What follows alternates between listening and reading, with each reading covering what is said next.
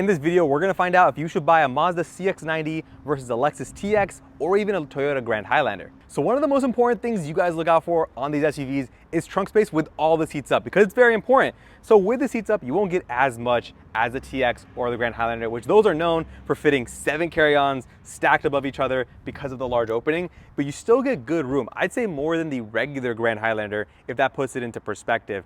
Folding the seats flat, it's really easy too. You just pull this here, push it down, kind of like what you have on the Hyundai Palisade / Kia Telluride. Not as difficult, I'd say, as like the Grand Highlander. You have to like lift and push, or you can get the TX as the electronic folding ones, and those are really easy. But we're not talking about that right now. Going up here, you do have a wall outlet here, and then your AC 1500 watt power inverter. And then even on the other side, you get a 12 volt as well as another wall outlet right there. Underneath though, you don't get too much. It's a pretty flat load floor. You do get your charging cables because this is a plug-in hybrid, which we will get into that more later on in this video. But aside from that, I would have liked to see some under storage space that was a little more practical, to be honest. But with that, let's hop into the front row because it gets pretty impressive on the CX90. Going on inside, they made a big push to make this a more luxurious, more premium experience. So I'd say this kind of fits in between TX and Grand Highlander, to put that into perspective, because these seats, honestly, very impressive, especially coming from Mazda, with the perforation, the nice leather. They're heated and ventilated, and this nice accented leather piece down the middle. You go onto the dash, you'll also see leather stitching, and even on the center console, you'll see this open pore wood, nice, very nice finish to it, and looks and feels very premium. But let's talk about the tech. Unfortunately, you do not get a touchscreen. This is a large screen. It's got Apple CarPlay, it's got Android Auto, but it is not touch sensitive, which is a huge bummer, because I could see myself resting my hand here. If they brought it a little closer, made it touch sensitive, people would use it. Unfortunately, they didn't though. But what we do get instead is the full set array of buttons for your AC controls. Very convenient, still look good, nicely integrated with these temperature controls up here and this nice little screen. Down here, you get a pretty shallow wireless charger and then a 12 volt, which is fine to see. Wish I saw a USB port up here, because right here, you just get normal size, pretty small cup holders, your gear selector, and then your drive control. They call it My Drive, which is your drive mode selector. Down here though, this is your interface to that touchscreen. So you can go through the menus here using that knob. You have your shortcut buttons for your media, your home, back button, and navigation. You do have auto hold and park brakes, and this is kind of a favorited button, and then your volume knob, which we will not turn up because we don't want to get copyrighted. Down here, you do get a split opening armrest with some pretty shallow space. There's not too much over here. I wish it was deeper. The Grand Highlander, the TX, the Telluride, the Palisade, they all have very deep storage. This one doesn't. It kind of reminds me of like the CX90 with that shallow center console space. So would have liked to see more deep storage space over here. Oh, and one more thing I want to show you guys is your digital rear view mirror, which is a huge, nice touch. And then you get a nice sunglass cubby, which is available on the other models as well. But let's hop on the driver's side and see what you get there. So the one thing I want to point out before we even get inside is the door here. You get the same wood treatment. If I roll up the window here just a bit, you'll see it's dual pane glass. They focus on acoustics and making the interior cabin as premium and quiet as possible. Down here, you get the nice your switch gear, which is pretty simple. Auto up down mirrors, auto up and down windows, mirror controls, and then your door handle and lock buttons. Pretty straightforward there. Going on the steering wheel, it is nice, heated, leather wrapped with a very clean interface, very clean buttons. I like how they work. And then over here is a nice edge-to-edge center screen, and it's very nice, very clean looking. And then up top, you get a heads-up display, which works. I'm not going to say anything too much about it. It's a standard heads-up display unit. Other things I do want to comment on real quick are down here. You have your parking sensors. You can turn off here, traction control off, fuel cap. Memory seats are over here as opposed to the door, and then your tailgate button, which is very quick and convenient. And I do want to talk about the powertrain because this one is a plug-in hybrid, and that's a very big comparison to make when putting it up against the Grand Highlander, the TX, and then all the other vehicles in this segment. So let's open the hood. Oh yeah, so under the hood, like I said, because it's a plug-in hybrid, you don't get what's traditionally on this SUV, which is an inline 6-cylinder. This one is just a standard inline 4-cylinder with that electric motor, and you're supposed to be getting around 57 mpge, so that's mpg equivalent, and then you get 26 miles of pure electric driving. And I think that's the biggest selling point, because the only comparison to this I'd make is, let's say, on the Lexus TX, which has the plug-in hybrid with that V6.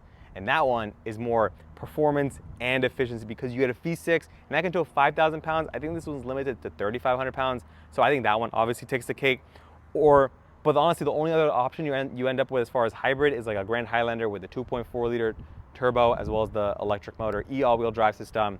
So I'd say this has a unique offering being a plug-in hybrid in this form factor and size. But with that, let's get into the second row seats. All right, hopping inside, I'm gonna close the door because I wanna show you guys how nice it is to have standard sunshades, but that is honestly coming across the entire lineup. Base Lexus TX had it, Toyota Grand Highlander had it, and then here you get your armrests, which are ratcheting, and that's pretty nice. These seats do slide, they do recline. You can get this in an 8-seater, a 7-seater, and even a 6-seater configuration with the center console on the Turbo S Premium Preferred package, or forgetting the name of it.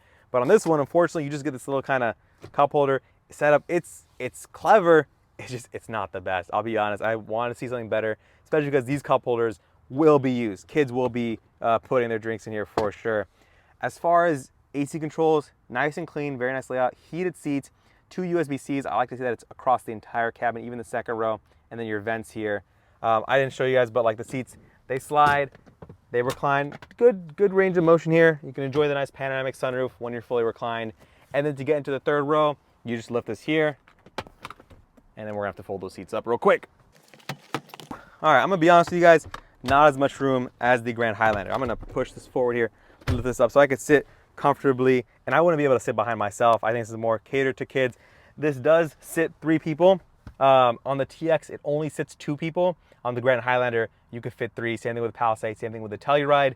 And on those, you have your vents higher up here above you. On this one, they're pretty low. They sit low over here. If you want to, I can grab it. I can get you an angle of that. They sit pretty low. I don't think should be blowing like right where your knees are. You do get cup holders. You get USB-C ports, which is nice because the other ones do offer it. But that's about it. I do want to compliment these seats though. These seats are very plush. I think they need to get extra attention, extra credit, because they did a good job at making these seats comfortable. You do get tie downs or latch points for car seats if you do want to put them back here, which is nice to see. But aside from that, I feel like the room is just probably the one factor I'd say is the downside. The comfort here is great. AC, it's there. Cup holders, they're there. You don't get a tablet holder like you do get on the Grand Highlander and TX. I feel like they really went the extra mile to make sure those are really practical offerings. This one I feel like has it, but gives you a good experience back here as far as comfort goes. All right, hopping out real quick, I want to show you guys, this is the plug real quick. I push this here. You get your plug-in, aspect of it. It's not it's not gonna be updated to the modern standard. Mazda has not, I can't even pull this thing out. Mazda hasn't even stated they're gonna be updating their charging standard. So that's the plug. That's what you're gonna be getting in 2023. We don't know what the plans are going forward, but on the other side, you get your fuel tank, which I'll show you guys because gas prices these days, you're gonna have to know where to fill this thing up. It's right there. That's it, guys. That's all. We didn't have much else planned. I'm sorry, guys. But yeah, with that, let's talk about the design because I think Mazda, hold up, actually let's take a step back. I think Mazda did a good job. Look at this attention to detail. The nice chrome accent says Mazda goes across the entire bottom, and even though this is plastic cladding, they added a chrome bit, gave it that nice presence. Here you have a chrome accent that says plug-in hybrid on the inline 6, let's say inline 6 here, which is nice. Going on to these wheels over here, 21 inches, nice black inlays with that machine finished on the outside, and then the Mazda center cap right there that you can, I think, twist to make it look upright. Nothing crazy as far as air suspension goes and things of that nature, but you do get a really nice headlight, LED headlight unit right here, LED turn signals over there, and it blends nicely into this chrome accent that goes all the way across. Mazda's iconic front grille design does not disappoint here. The Mazda logo is your front radar sensor, which is great. And then down here, you get nice vents, chrome accenting, flat black plastic, but cameras as part of a 360 surround view camera system. This one does have that. There's a button in the center console to activate your 360 surround view whenever you need it, and it's a good quality system, so do want to point that out. Coming around the side here real quick, I want to show you, they do have functional vents here. This is just a fake accent, but this is functional to create that air curtain to help, aerodynamic efficiency, make that nice air go around the wheel as efficiently as possible. So that's super nice to see. And this paint looks really nice in the light. It's kind of got a frost texture to it. It's not a matte finish, but it does look like it kind of in the light depending on how it hits it. So with that, guys, I'm gonna wrap it up here. If you guys have any questions about this vehicle, the TX, the Grand Highlander, you can check out my videos, which I will have linked below. Drop your questions. If you enjoyed the video, smash the like button and subscribe for more videos like this, and I'll see you guys in the next one. Peace.